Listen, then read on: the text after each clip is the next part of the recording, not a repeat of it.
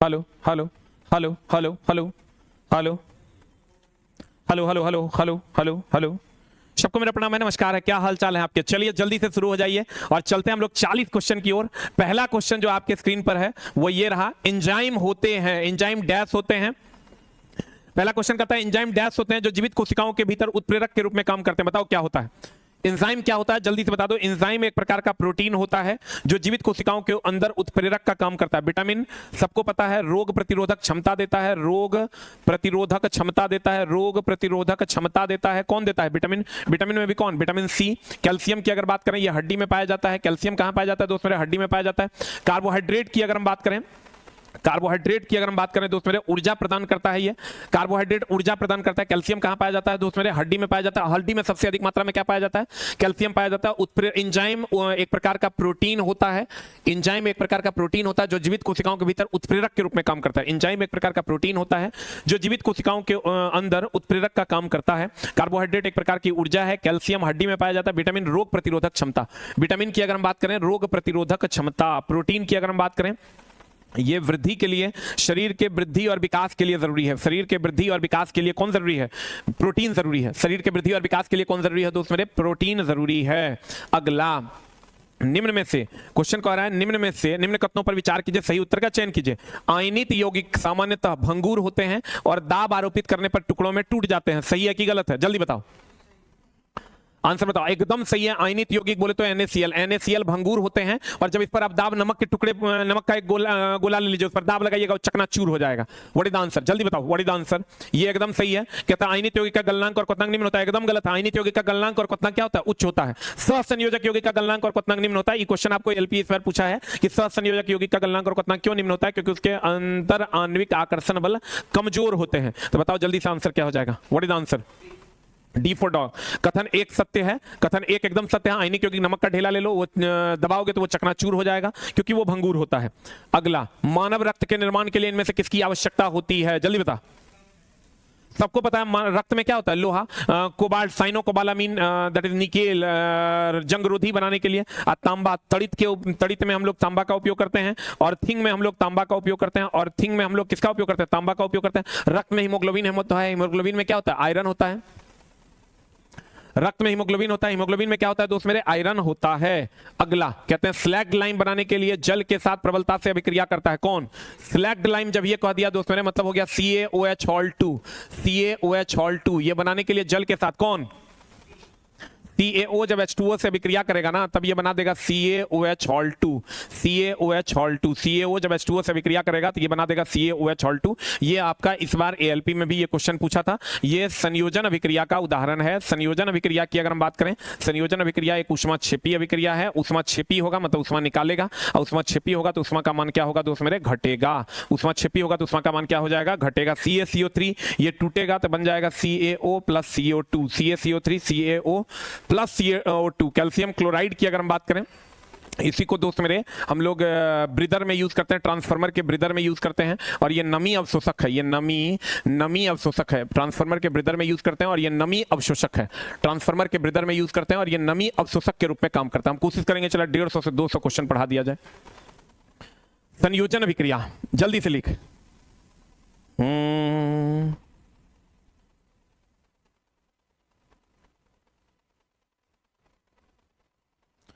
लिखे। अगला अगला अगला कहता है 1 सेंटीमीटर लंबी वस्तु है। 1 सेंटीमीटर, कितना सेंटीमीटर लंबी वस्तु है दोस्त मेरे?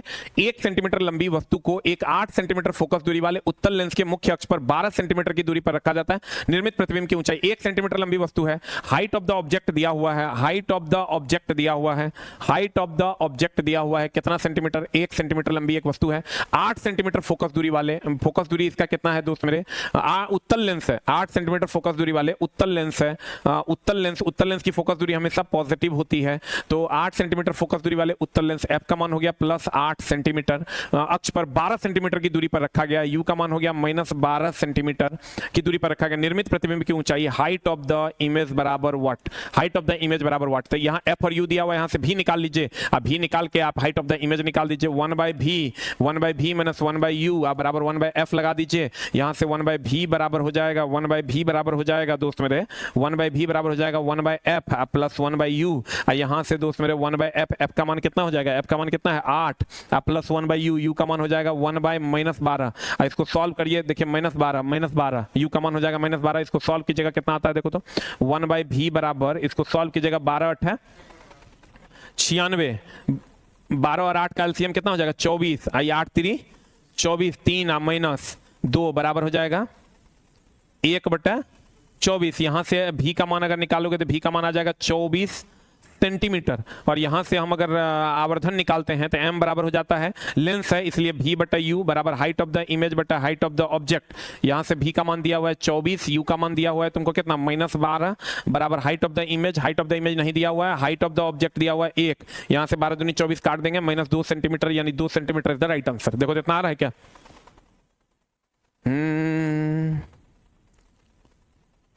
संभल जल्दी लिख।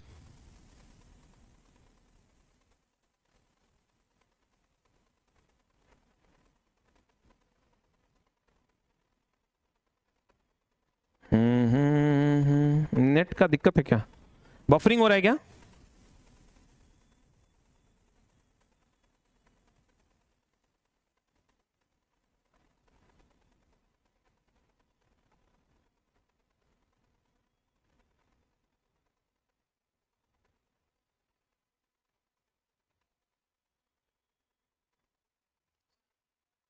हो गया?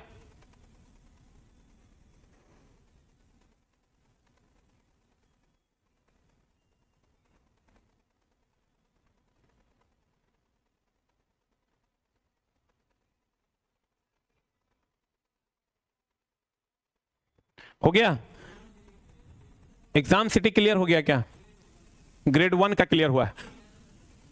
कम्युनिटी में लिंक भी डाल दिए हैं, वहां से आप अपना एग्जाम सिटी देख सकते हैं। अगला क्वेश्चन पे चलते हैं दोस्त मेरे। जो प्रोसेस है, सब लोग एकदम अब तैयार हो जाओ। कहते हैं 12 किलोग्राम द्रव्यमान की एक वस्तु जमीन से निश्चित ऊंचाई पर है, यदि वस्तु की स्थितिज ऊर्जा इतना है तो जमीन से वस्तु की ऊंचाई का मान क्या होगा? कुछ नहीं करना है, पोटेंशियल एनर्जी बराबर लगा देना है mgh। पोटेंशियल एनर्जी का मान हो गया 480 जूल, m का मान हो गया 12, g का मान हो गया 10, h का मान निकालना 12-120, 12×4 = 48। देखो h का मान 4 मीटर आता है क्या? 12-120, 0 0 कट जाएगा, 12×4 = 48, 12 दूनी 24, 24 दूनी 48, 4 आ रहा है क्या? आ रहा है क्या? 4 इज द राइट आंसर। कुछ नहीं करना है, बस put and get the result. Answer बता दो जल्दी से। निम्नलिखित में से कौन सा बिंदु हमेशा लेंस के मुख्य अक्ष पर स्थित होता है? लेंस का जो मुख्य अक्ष होता है वहां पर कौन सा बिंदु स्थित होता है? ये जो लेंस का मुख्य अक्ष है इस पर कौन कौन सा? एक तो ऑप्टिकल सेंटर, प्रकाशीय केंद्र, उसके बाद एक फोकस, और दूसरा वक्रता केंद्र। तो बताओ, अपवर्तन बिंदु होगा, प्रकाशीय केंद्र होगा, आपतन बिंदु होगा, क्या होगा आंसर? केवल और केवल प्रकाशीय केंद्र होगा यहां आंसर, केवल यही होता है। इसके अलावा फोकस होता है और इसके अलावा वक्रता केंद्र होता है। एक फोकस होता है, उसके अलावा वक्रता केंद्र होता है। दोस्त मेरे, अपवर्तन बिंदु, आपतन बिंदु तो कहीं भी, यहां भी हो सकता है, यहां भी हो सकता है, मुख्य अक्ष पर थोड़े होगा, मुख्य अक्ष पर नहीं होगा। तो आंसर बता दो जल्दी से, क्या हो जाएगा? What is the answer? जल्दी से बता दो answer. B for ball is the right answer. अगला क्वेश्चन बता दो, निम्न में से किसकी विद्युत प्रतिरोधकता सर्वाधिक होती है? चांदी, तांबा, नाइक्रोम। जल्दी बता। प्रतिरोधकता सबसे अधिक, यानी सबसे ज्यादा प्रतिरोध, रो बराबर रो प्रतिरोधकता है RA/L होता है। तो जिसका प्रतिरोध ज्यादा होगा उसका प्रतिरोधकता ज्यादा होगा। तो बताओ, चांदी में, तांबा में, लोहा में, नाइक्रोम में सर्वाधिक किसका होगा? नाइक्रोम का। और सबसे कम किसका होगा? चांदी का। सबसे कम किसका होगा दोस्त मेरे? चांदी का। सबसे कम किसका होगा? चांदी का। और सर्वाधिक प्रतिरोधकता किसका होगा दोस्त मेरे? सर्वाधिक प्रतिरोधकता हो जाएगा नाइक्रोम का। सर्वाधिक प्रतिरोधकता किसका हो जाएगा? नाइक्रोम का।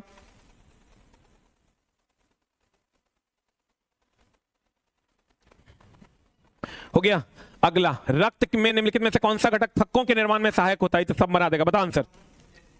Platelet is the right answer. RBC होगा नहीं, आरबीसी के कारण रक्त लाल होता है। प्लाज्मा सभी चीजों का, खाद्य पदार्थों का संवहन करता है। खाद्य पदार्थ का संवहन, वहन जो है, खाद्य पदार्थ का वहन कौन करता है दोस्त मेरे? प्लाज्मा करता है। खाद्य पदार्थ का वहन कौन करता है? प्लाज्मा करता है। खाद्य पदार्थ का वहन कौन करता है? प्लाज्मा करता है। डब्ल्यूबीसी होगा नहीं, डब्ल्यूबीसी हो गया श्वेत रक्त कणिका। अगला सोडियम एक अभिक्रियाशील धातु है जो खुले रखे जाने पर डैश के साथ अभिक्रिया करके विस्फोट के साथ आग पकड़ लेता। बता क्या होगा? कोई भी चीज आग पकड़ेगा तो किसकी उपस्थिति में? ऑक्सीजन की उपस्थिति में। कोई भी चीज दोस्त मेरे आग पकड़ेगा तो किसकी उपस्थिति में आग पकड़ेगा? ऑक्सीजन की उपस्थिति में आग पकड़ेगा। कोई भी चीज। सबसे अधिक दहनशील कौन होगा? हाइड्रोजन। सबसे अधिक दहनशील कौन होगा दोस्त मेरे? हाइड्रोजन। निम्न में से कौन सा कोशिकांग अमीबा में जल की मात्रा को बनाए रखने के लिए उत्तरदायी होता है? बता answer.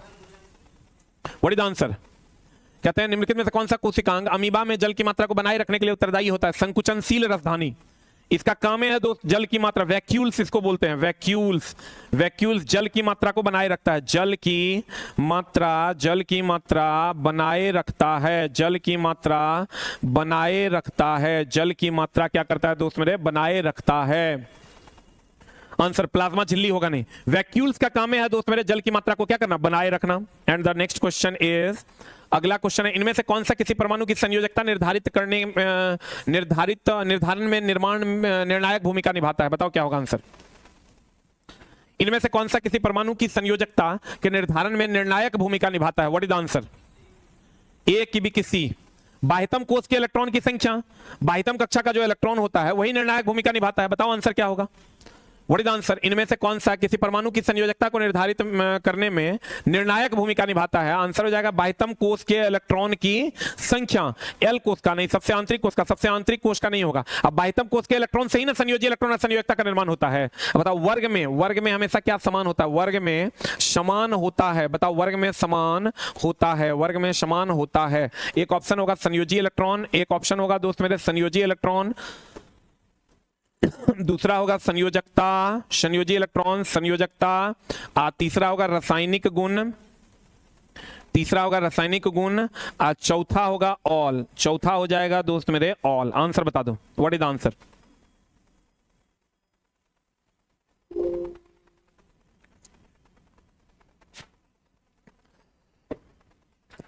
Hello hello hello hello, जल्दी बता।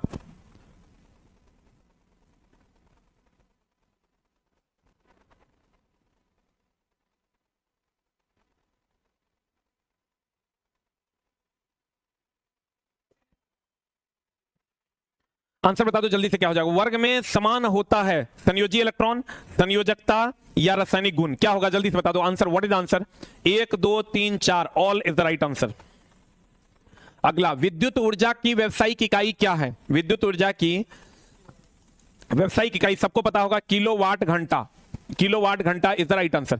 विद्युत ऊर्जा की व्यावसायिक इकाई जो होती है वो किलोवाट घंटा होती है। विद्युत ऊर्जा की व्यावसायिक इकाई क्या होती है दोस्त मेरे? किलोवाट घंटा होती है। और सबको पता है 1 किलोवाट घंटा बराबर होता है 3.6 into 10 to the power 6 joule. 1 kilowatt घंटा बराबर होता है 3.6 into 10 to the power 6 joule. तुमको जो दोस्त मेरे पूछा है 1 किलोवाट बराबर पूछा है 1000 वाट। 1 किलोवाट बराबर पूछा है, क्या पूछा है दोस्त मेरे?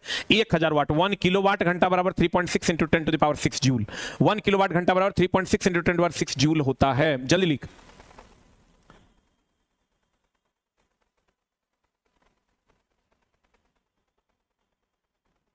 लिखे 1 किलोवाट आवर बराबर 3.6 into 10 to the power 6 joule हो जाएगा। निम्नलिखित में से कौन सा आमतौर पर एक सेफ्टी पिन बनाने के लिए उपयोग किया जाता है? एनसीईआरटी एग्जाम्पलर में दिया हुआ है, बताओ जल्दी से क्या होगा? स्टील और प्लास्टिक का उपयोग करते हैं। चमड़ा का उपयोग सेफ्टी पिन में करते हैं क्या? कांच का भी नहीं करेंगे, टूट जाएगा। स्टील और प्लास्टिक की दोनों नहीं टूटेगा। निम्नलिखित में से कौन सा पेशीय ऊतक है जो बिना थके जीवन भर लगातार कार्य करते रहता है? क्या होगा आंसर बता? हृदय पेशी। कंकाल पेशी दो दोस्त मेरे थकता है, हृदय कभी थकता है? अनैच्छिक है, ये परमानेंट काम करते रहता है, ये हमारी इच्छा से नहीं चलता, ये पूरा जिस दिन ही रुक जाएगा तुम्हारा जीवन रुक जाएगा। अगला, अवक्षेपण अभिक्रिया के लिए सही विकल्प का चयन कीजिए। अवक्षेपण अभिक्रिया के बारे में हम बोले थे, यह दोस्त मेरे आयनों के विनिमय के द्वारा होता है। अवक्षेपण अभिक्रिया की अगर हम बात करें, अवक्षेपण अभिक्रिया का सही विकल्प का चयन कीजिए। दो स्वच्छ विलयनों को मिलाने पर ठोस द्रव्यमान अलग हो जाते हैं। यह हमेशा 80 डिग्री सी पर होता है। इसमें एक अभिकारक कार्बनिक यौगिक बनाता है। सभी उत्पाद जल में विलय होते हैं। क्या होगा आंसर? जल्दी बताइए। सबको पता है अवक्षेपण अभिक्रिया के दौरान ठोस अवक्षेप बनता है। अवक्षेपण अभिक्रिया के दौरान ठोस अवक्षेप बनता है। अवक्षेपण अभिक्रिया के दौरान ठोस अवक्षेप बनता है और गैस नहीं बनता है। गैस नहीं बनता है। गैस नहीं बनता है। इसके दौरान आयनों का आदान प्रदान होता है। आयनों का आदान प्रदान होता है। इसके दौरान आयनों का आदान प्रदान होता है, तब ये अभिक्रिया संपन्न होती है। आयनों का आदान प्रदान होता है। आयनों का आदान प्रदान होता है, तब यह अभिक्रिया संपन्न होती है।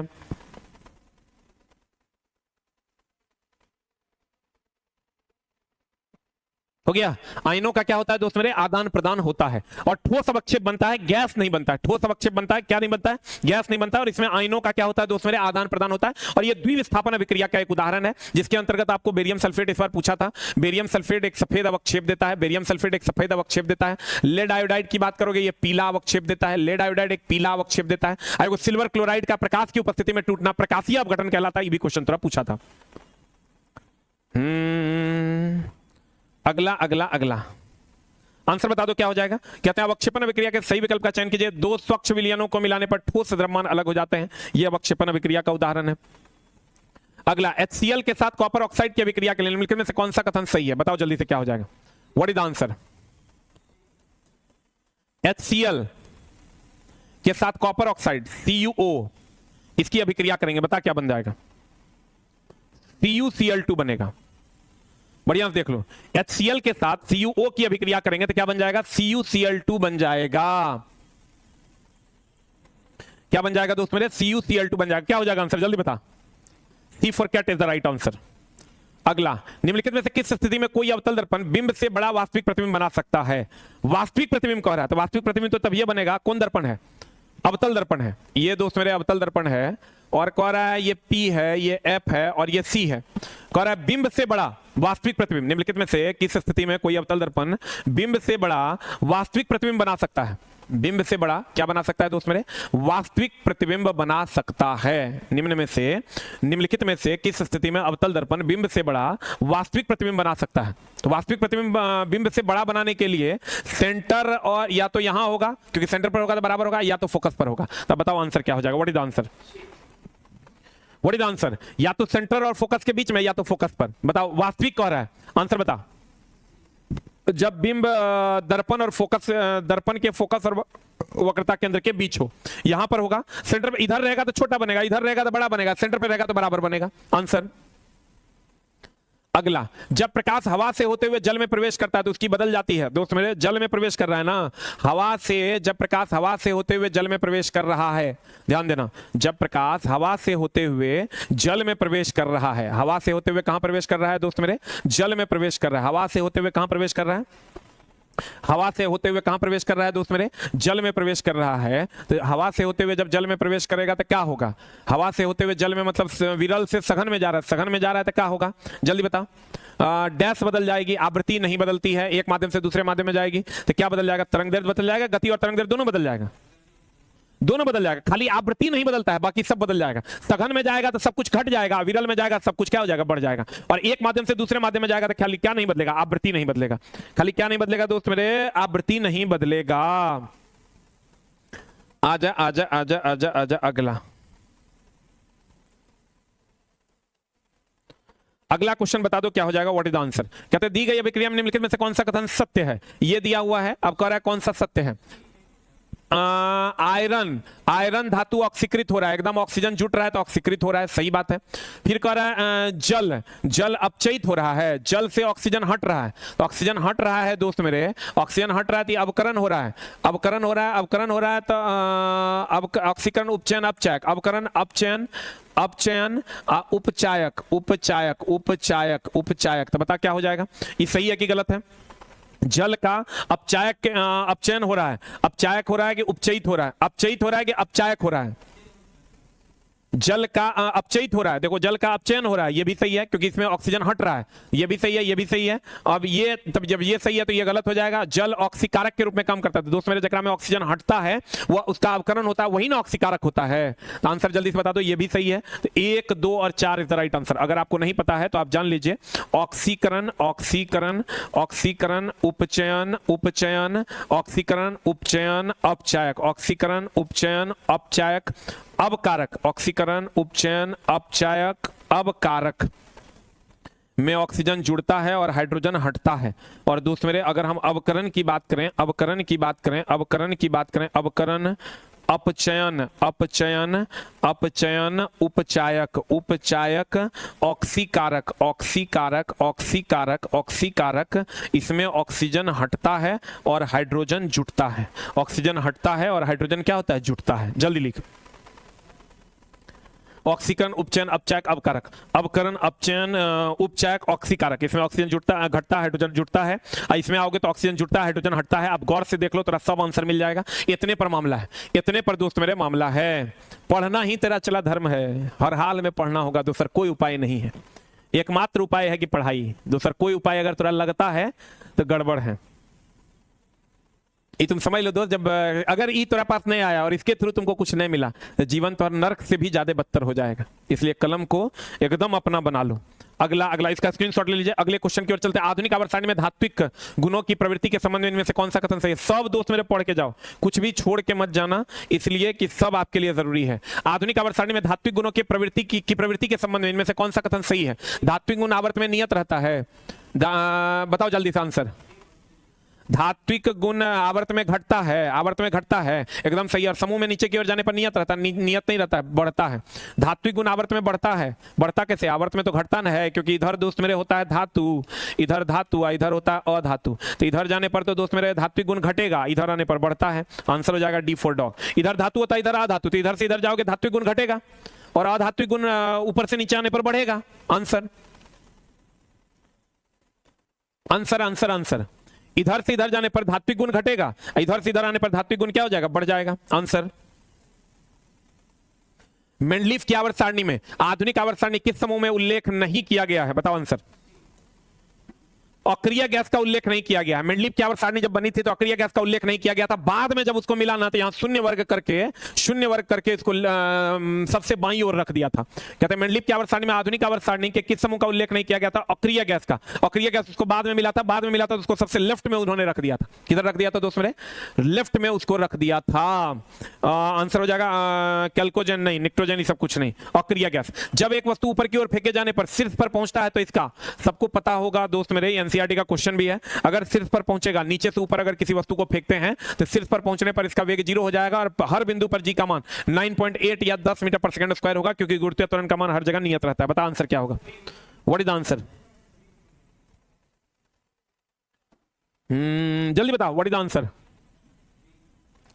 वेग शून्य होता है और इसका त्वरण लगभग 10 मीटर पर सेकंड स्क्वायर होता है। कहता है शीर्ष पर पहुंचता है, यहां जब नीचे से ऊपर जाएगा शीर्ष पर पहुंचेगा तो वेग का मान 0 होगा और त्वरण का मान लगभग 10 मीटर पर सेकंड स्क्वायर होगा। और जब ये ऊपर से नीचे गिरता है तो वेग का मान, प्रारंभिक वेग का मान 0 होगा और जी का मान 10 मीटर पर सेकंड स्क्वायर होगा, 10 मीटर पर सेकंड स्क्वायर होगा।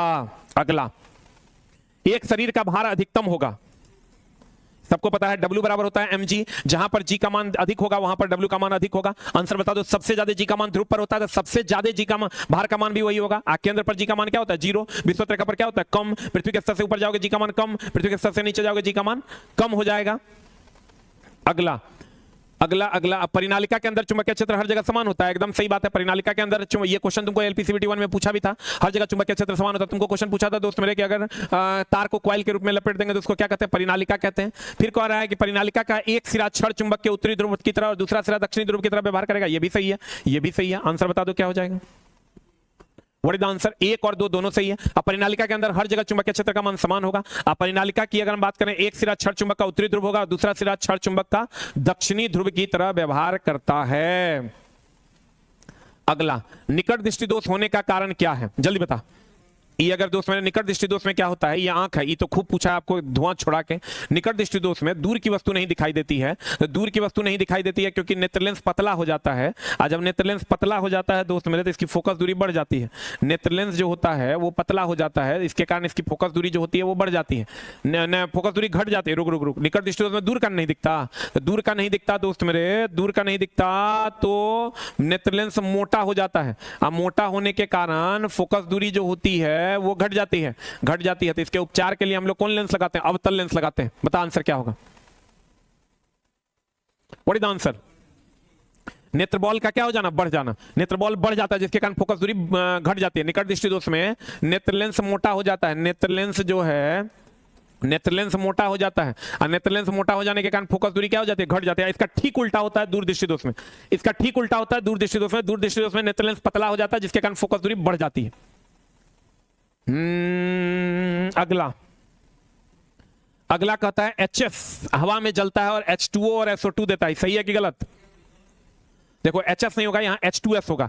H2S जब हवा की उपस्थिति में जलता है तो ये दे देता है दोस्त मेरे H2O प्लस SO2 का निर्माण कर देता है, H2O प्लस SO2 का निर्माण कर देता है, H2O प्लस SO2 का निर्माण कर देता है, ये एकदम सही है। उष्मा की उपस्थिति में फेरस सल्फेट FeSO4, ये क्वेश्चन तुमको पूछा भी है, ALP 2024 का क्वेश्चन है, ALP 2024 का क्वेश्चन है। FeSO4 ये बदल देता है Fe2O3 plus SO2 plus SO3 में बदल जाता है। तो आंसर बता दो जल्दी से क्या हो जाएगा। उष्मा की उपस्थिति में फेरस सल्फेट के अपघटन से Fe2O3 plus SO2 plus SO3, ये भी सही है, ये भी सही है, दोनों सही है, A और B दोनों सही है। आंसर A और B both are the right. H2S जब O2 से विक्रिया करता है H2O प्लस SO2 बनता है, FeSO4 Fe2O3 plus SO2 plus SO3 बनाता है, FeSO4 Fe2O3 plus SO2 plus SO3 बनाता है। आंसर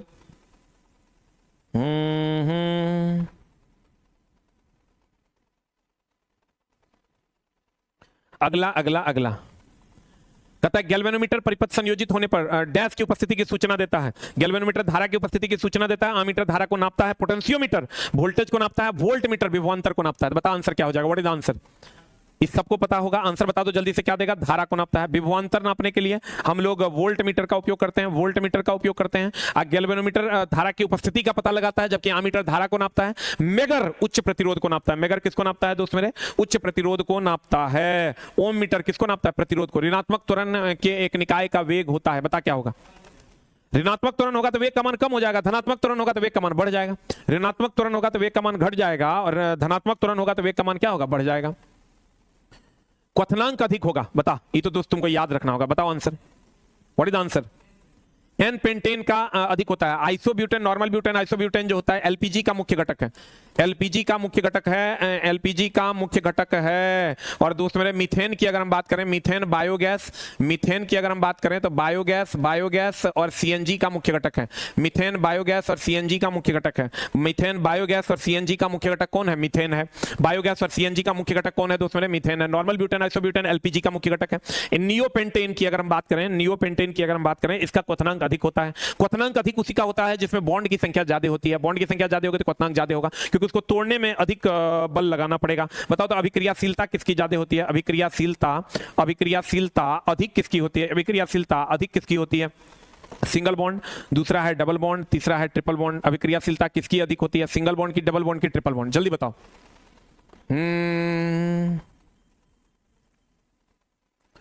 अभिक्रियाशीलता किसकी ज्यादा होती है, सिंगल बॉन्ड की, डबल बॉन्ड की, ट्रिपल बॉन्ड की, जल्दी बता,